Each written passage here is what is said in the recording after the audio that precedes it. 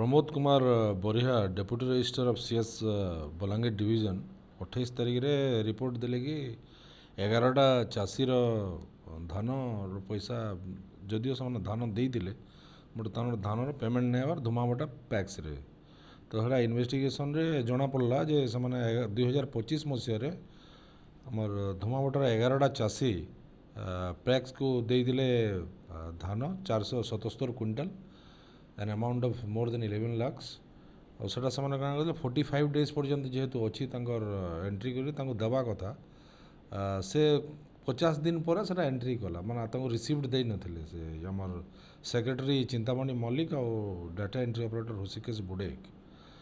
तो इन्वेस्टिगेशन रो जना पड़ला से गोटे मेल प्रैक्टिस करी चीटिंग करथिले और मोर देन 11 लाख से खाइबार योजना करते से इन्वेस्टिगेशन रो जना पड़ी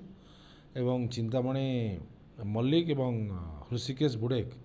तांको अरेस्ट कराही फरवर्ड होती से संक्रांत गोटे केस होती बेलपड़ा थाना 79/2026 आउ से अरेस्ट कर फरवर्ड होती।